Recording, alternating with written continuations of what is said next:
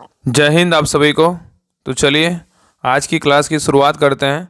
आज के क्लास में 41वीं बीपीएससी का जो एग्ज़ाम हुआ था उसका क्वेश्चन पेपर देखने वाले हैं। इसके पहले 3 प्रीवियस ईयर क्वेश्चन करवा चुके हैं बीपीएससी का, एक 38वीं, एक 39वीं, एक 40वीं, ये तीनों पेपर करवा चुके हैं और तीनों का पीडीएफ टेलीग्राम चैनल पे डाल दिए हैं, जिसका डिस्क्रिप्शन में लिंक दिया हुआ है टेलीग्राम चैनल का।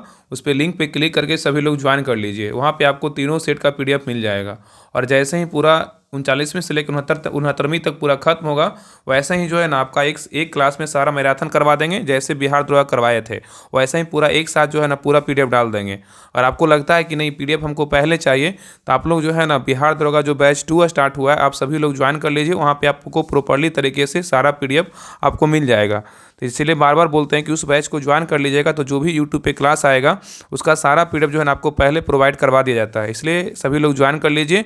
और बाकी टेलीग्राम जो राहुल स्टडी ग्रुप है उस पर भी पीडीएफ आपको सेंड किया जाएगा, लेकिन अगर आपको पहले चाहिए तो आप बैच ज्वाइन कर लीजिए। और आज जो इस क्लास में देखने वाले 41वीं का प्रीवियस ईयर क्वेश्चन देखने वाले हैं, जितना भी क्वेश्चन पूछा गया है मैथ रीजनिंग को छोड़ करके आपको एक क्लास में जो है ना सारा क्वेश्चन देखने को मिल जाएगा और छोटा सा क्लास में देखने को मिल जाएगा। इससे ये फायदा होगा कि आपको कम समय में जो है ना आपका सारा रिवीजन हो जाएगा। और पता है कि एग्जाम में जो है ना प्रीवियस ईयर क्वेश्चन से भी बहुत सारे क्वेश्चन आता है और आपको सभी एग्जाम में काम देगा, बिहार दरोगा हो, बीएसएससी हो, बिहार पुलिस हो, चाहे अदर वनडे जो भी एग्जाम हो। तो आप लोग ध्यानपूर्वक पूरा क्लास को देखिएगा।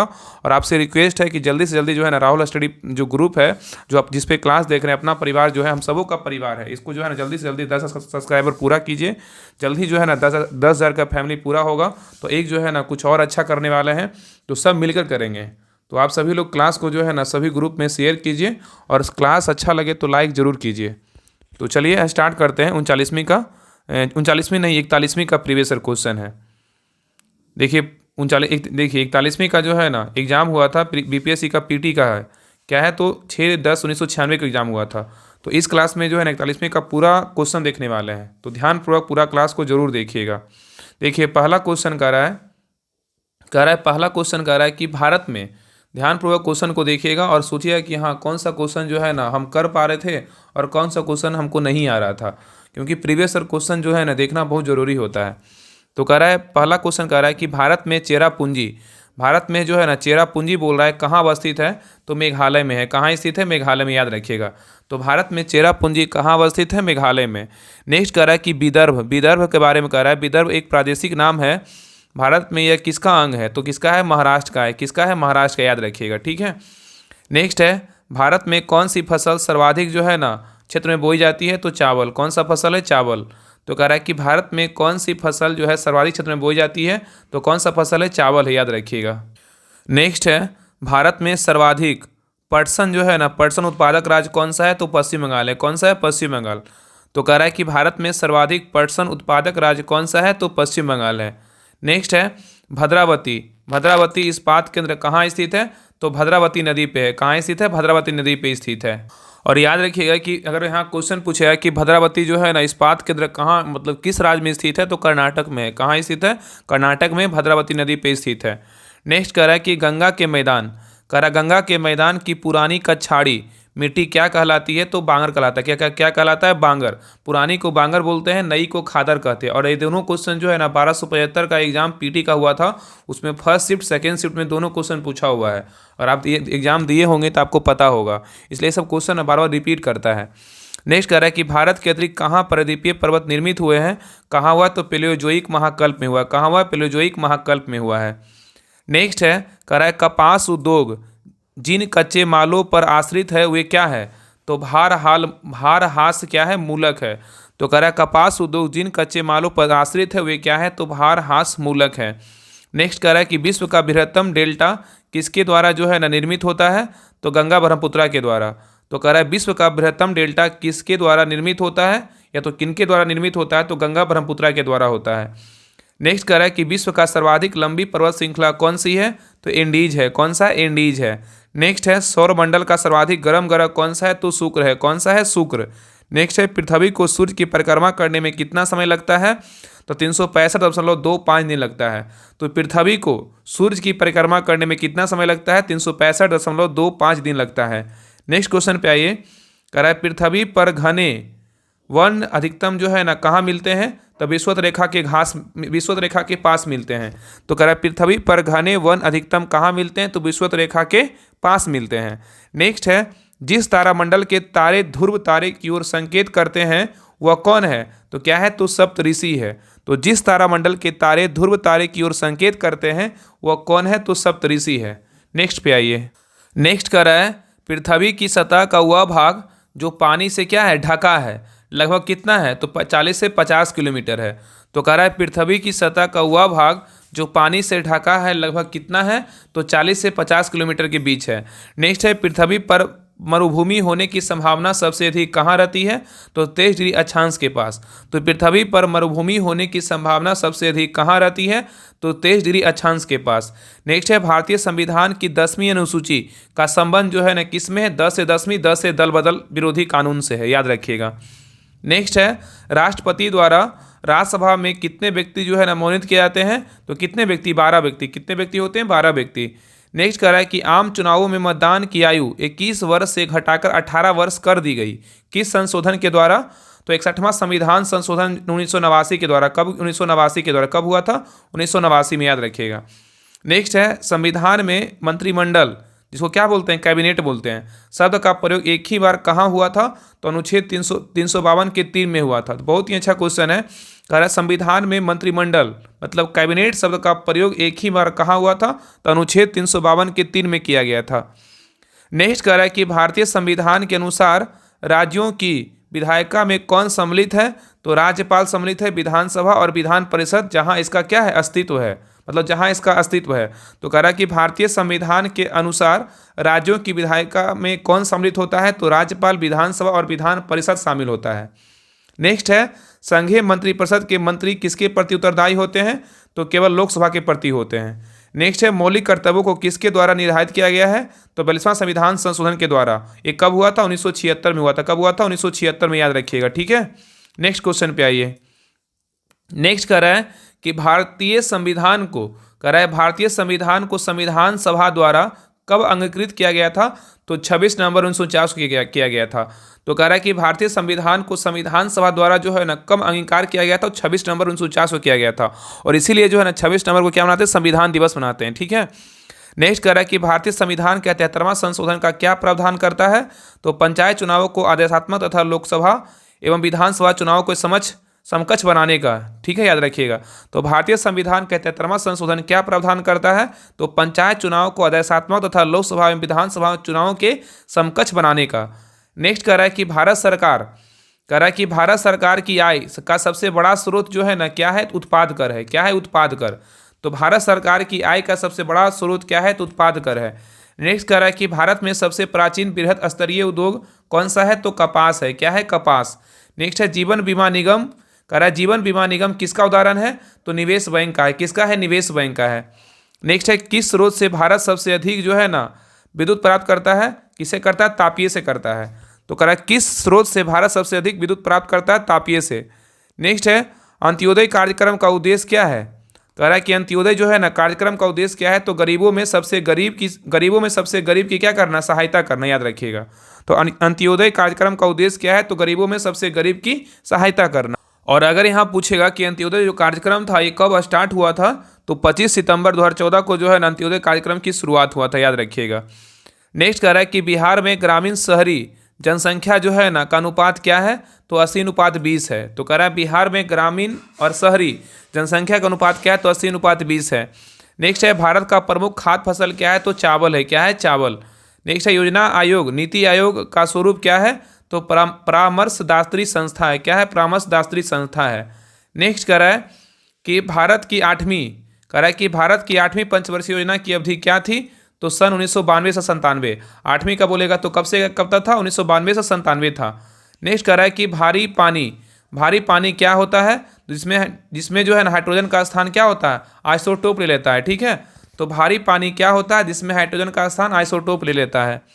नेक्स्ट कह रहा है कि ठंड के दिनों में लोहे के गुटकों और लकड़ी के गुटकों को प्रातःकाल छुएं तो लोहे का गुटका ठंडा क्यों लगता है, क्योंकि लकड़ी की तुलना में लोहा ऊष्मा का क्या होता है, अच्छा चालक होता है।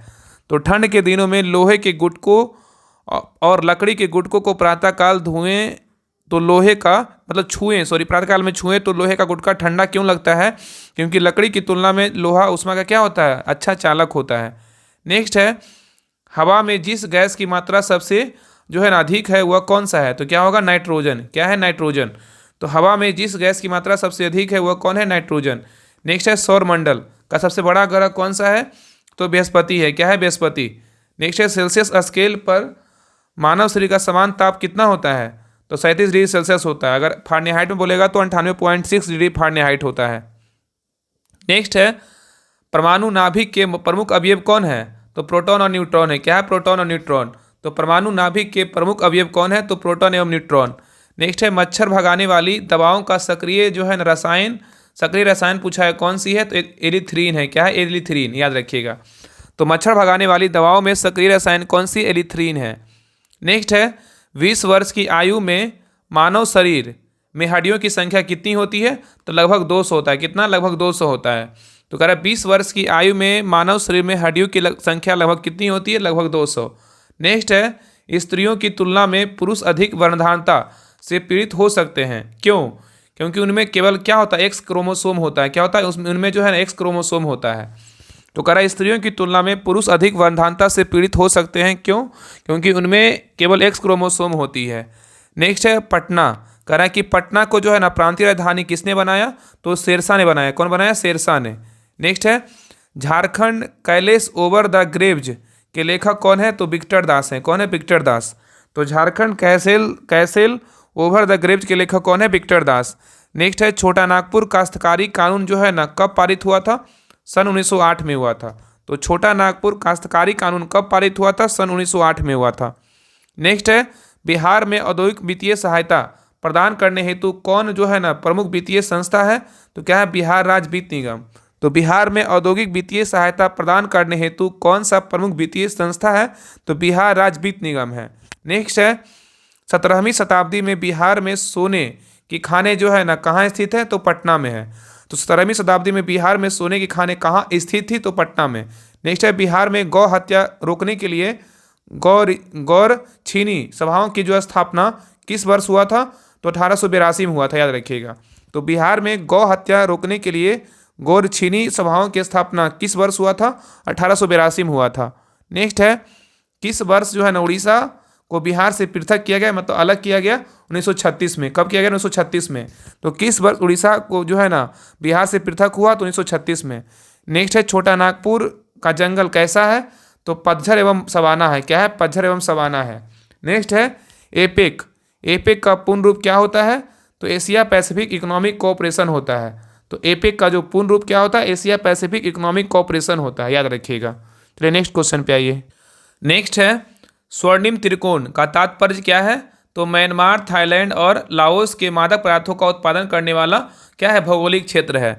तो कह रहा है स्वर्णिम त्रिकोण का तात्पर्य क्या है? तो म्यांमार, थाईलैंड और लाओस के मादक पदार्थों का उत्पादन करने वाला भौगोलिक क्षेत्र है। नेक्स्ट है, द मूवर्स लास्ट साई के लेखक कौन है? सलमान रुश्दी हैं। कौन है? सलमान रुश्दी। नेक्स्ट है, एवरेस्ट शिखर पर चढ़ने वाली दूसरी भारतीय महिला कौन है? तो संतोष यादव। कौन है? संतोष यादव।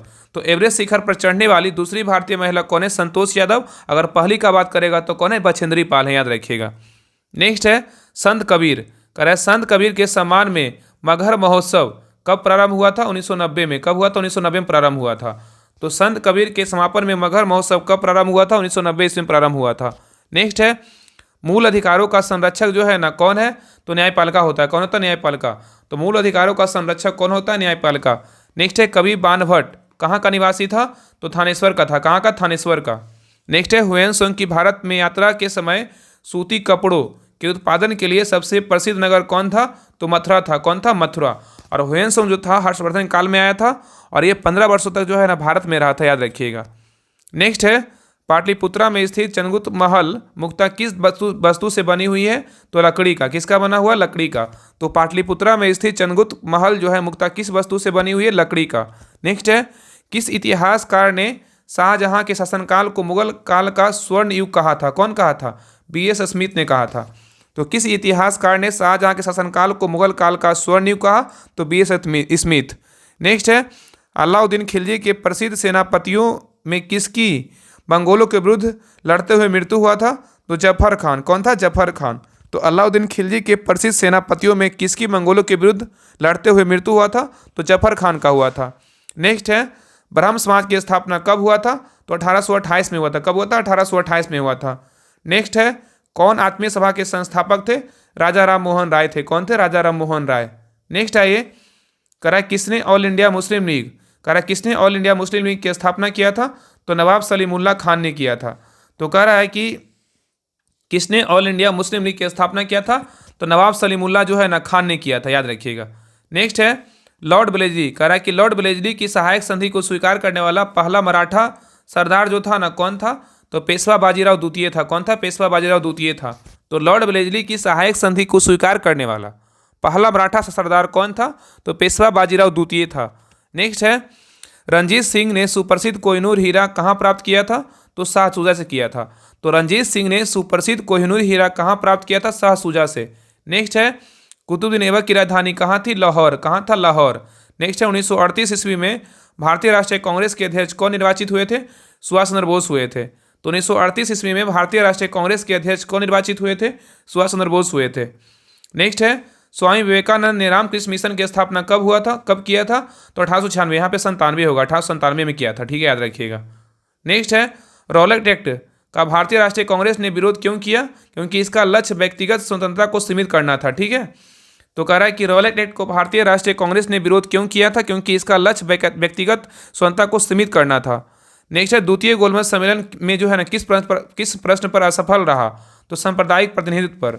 तो कह रहा है द्वितीय गोलमेज सम्मेलन किस प्रश्न पर असफल रहा? तो सांप्रदायिक प्रतिनिधित्व पर रहा था। ठीक है, याद रखिएगा। नेक्स्ट है, भारत छोड़ो प्रस्ताव पारित होने के बाद गांधी जी को जो है ना कहाँ कैद किया गया था? तो आगा खां पैलेस में किया गया था। कहाँ किया गया था? आगा खां पैलेस में किया गया था। तो कह रहा है भारत छोड़ो प्रस्ताव पारित होने के बाद गांधी जी को कहाँ कैद किया गया था? तो आगा खां पैलेस में किया गया था। नेक्स्ट है, किसने बंगाल में द्वैध शासन प्रणाली को समाप्त किया था? तो वारेन हेस्टिंग्स किया था। कौन किया था? वारेन हेस्टिंग्स किया था, याद रखिएगा। तो कह रहा है किसने बंगाल में द्वैध शासन प्रणाली को समाप्त किया था? तो वारेन हेस्टिंग्स किया था। नेक्स्ट है, बारदोली सत्याग्रह का नेतृत्व किसने किया था? तो सरदार वल्लभ भाई पटेल ने किया था। तो बारदोली सत्याग्रह का नेतृत्व किसने किया था? तो सरदार वल्लभ भाई पटेल ने किया था। नेक्स्ट है, किस सत्याग्रह आंदोलन में गांधी जी ने प्रत्यक्ष रूप से भाग नहीं लिया था? तो बाइकोम सत्याग्रह। क्या था? बाइकोम सत्याग्रह। तो कह रहा किस सत्याग्रह आंदोलन में गांधी जी ने प्रत्यक्ष रूप से भाग नहीं लिया था? तो बाइकोम सत्याग्रह था। नेक्स्ट है, 1857 ईस्वी का विद्रोह मुक्ता किस कारण से असफल रहा? क्योंकि जो है ना किसी समान योजना और केंद्रीय संगठन की कमी कारण। तो कह रहा 1857 ईस्वी का विद्रोह मुक्ता किस कारण से असफल रहा था? तो किसी समान योजना और केंद्रीय संगठन की कमी कारण। नेक्स्ट है, ये 1923 से 28 ईस्वी के काल में भारतीय राजनीति में क्रांतिकारी गतिविधि पुनरावृत्ति का कारण क्या था? तो गांधी जी द्वारा असहयोग आंदोलन का क्या था? स्थगन था, याद रखिएगा। तो 1923 से 28 ईस्वी के काल में भारतीय राजनीतिक में क्रांतिकारी गतिविधियों की पुनरावृत्ति का कारण क्या था? तो गांधी जी द्वारा असहयोग आंदोलन का स्थगन था। नेक्स्ट है, सविनय अवज्ञा आंदोलन। कह रहा है सविनय अवज्ञा आंदोलन की सफलता के बाद गांधी जी ने किसका जो है ना महत्व दिया था? तो रचनात्मक कार्यक्रम का दिया था। तो सविनय अवज्ञा आंदोलन की सफलता के बाद गांधी जी ने किसका महत्व दिया था? तो रचनात्मक कार्यक्रम का महत्व दिया था। नेक्स्ट क्वेश्चन पे आइए कह रहा है कि स्वतंत्र भारत का जो है ना अंतिम गवर्नर जनरल कौन था? श्री राजगोपालाचारी थे। कौन थे? श्री राजगोपालाचारी। तो कह रहा है स्वतंत्र भारत का अंतिम गवर्नर जनरल कौन था? श्री राजगोपालाचारी थे। नेक्स्ट है, जयप्रकाश नारायण को राष्ट्रीय स्तर के नेता की पहचान किस संदर्भ में मिली थी? तो भारत छोड़ो आंदोलन। तो कह रहा है कि जयप्रकाश नारायण को राष्ट्रीय स्तर के नेता की पहचान जो है ना किस संदर्भ में मिली थी? तो भारत छोड़ो आंदोलन। नेक्स्ट है, नोआखली काल में महात्मा गांधी के सचिव कौन थे? तो प्यारे लाल थे। कौन थे? प्यारे लाल। तो नोआखली काल में महात्मा गांधी के सचिव कौन थे? प्यारे लाल थे। नेक्स्ट है, करो या मरो का नारा जो है ना किसने दिया था? तो महात्मा गांधी ने दिया था। नेक्स्ट क्वेश्चन पे आइए कह रहा है गदर पार्टी की स्थापना जो है ना किसने कब हुआ था? तो गदर पार्टी की स्थापना 1913 में लाला हरदयाल ने किया था। तो गदर पार्टी की स्थापना कब हुआ था? 1913 में। नेक्स्ट है, होम रूल आंदोलन भारत के स्वतंत्रता संग्राम के एक नए चरण के आरंभ का घोतक क्यों था? क्योंकि इसने देश के सामने स्वशासन की जो है ना एक ठोस योजना रखी थी। तो कह रहा है होम रूल आंदोलन भारत के स्वतंत्रता संग्राम के एक नए चरण के आरंभ का घोतक क्यों था? क्योंकि इसने देश के सामने स्वशासन की एक ठोस योजना रखी थी। नेक्स्ट लास्ट क्वेश्चन है, कह रहा 19वीं शताब्दी के उत्तरार्ध में नव हिंदूवाद के सर्वश्रेष्ठ प्रतिनिधि कौन थे? तो स्वामी विवेकानंद थे। कौन थे? स्वामी विवेकानंद। तो कह रहा 19वीं शताब्दी के उत्तरार्ध में नव हिंदूवाद के सर्वश्रेष्ठ प्रतिनिधि कौन थे? तो स्वामी विवेकानंद थे। और ये जो था 41वीं का प्रीवियस ईयर क्वेश्चन था, खत्म हो गया। अगले क्लास में जो है ना 42वें करेंगे। तो आप सभी लोग जो है ना क्लास को ज़्यादा से ज़्यादा शेयर कीजिए और क्लास को सभी लोग जरूर देखिए, क्योंकि कम समय में आपको जो है ना 1 साल का जो है जितना भी क्वेश्चन पूछा जाता है बीपीएससी का, वो सारा आपको कंप्लीट हो जाता है। तो सभी लोग क्लास को शेयर कीजिए, अच्छा लगे तो क्लास को लाइक जरूर कीजिए, और सभी लोग जो पीछे क्लास नहीं देखें सभी लोग पीछे क्लास जरूर देखिएगा। हाँ, जिनको भी बैच ज्वाइन करना बिहार दरोगा का, सभी लोग बैच ज्वाइन कर लीजिए। आपको जो है ना सारा हम जो है ना डिटेल बता देते हैं आपको सारा। 1 मिनट और समय लेंगे, आप देख लीजिए। ये जो बैच है ना, देखिए यही बैच है, ये बिहार दरोगा का सेकेंड बैच है। तो इस बैच को आप लोग ज्वाइन कर लीजिए। इसमें जो है ना सारा आपको प्रॉपर्ली तरीके से घटनाचर का बुक सारा खत्म करवाया जाएगा, और करंट अफेयर सारा जो है ना करंट अफेयर एसपीडी या तो एडिटोरियल का सारा आपको खत्म करवाया जाएगा, दोनों बुक। और जो भी बुक आपको दिख रहा है ये सारा बुक आपको प्रॉपर्ली तरीके से जो है ना खत्म होगा। और बिहार दरोगा अगर ये बैच है तो जरूरी नहीं सिर्फ बिहार दरोगा में ही काम आएगा, बीएसएससी, बिहार पुलिस और जो भी वनडे एग्जाम मतलब जो भी दीजिएगा उसमें सारे में आपको जीके जीएस पूरा काम आएगा। तो आप सभी लोग इस बैच को ज्वाइन कीजिए। आपको बिहार दरोगा का 2 जो प्रैक्टिस सेट है इसको भी जो है आपको खत्म करवाया जा रहा है प्रॉपर्ली तरीके से। तो आप इस बैच को ज्वाइन कीजिए। 149 फी लग रहा है, 149 पेड कीजिए, उसके बाद बैच में ज्वाइन कीजिए। आराम से जो है ना अपना तैयारी को और मजबूत कीजिए। आप 149 अगर पेड करते तो ये जो बैच है ना बिहार दरोगा पीटी जब तक एग्जाम नहीं पड़ता है तब तक ये बैच चलने वाला है। इसलिए बोलते हैं कि आप लोग ज्वाइन कर लीजिए। और पीडीएफ जो है ना जब भी क्लास यूट्यूब पे आता है उसके पहले ही आपको पीडीएफ वहाँ पे मिल जाता है। तो सभी लोग ज्वाइन करके अपना जो है तैयारी को और मजबूत कीजिए। और अगले क्लास में जो है ना बीपीएससी का 42वीं का प्रीवियस क्वेश्चन देखने वाले हैं। तो क्लास कैसा लगा आप लोग कमेंट में जरूर बताइएगा। तो मिलते हैं नेक्स्ट क्लास में, तब तक के लिए जय हिंद, जय भारत।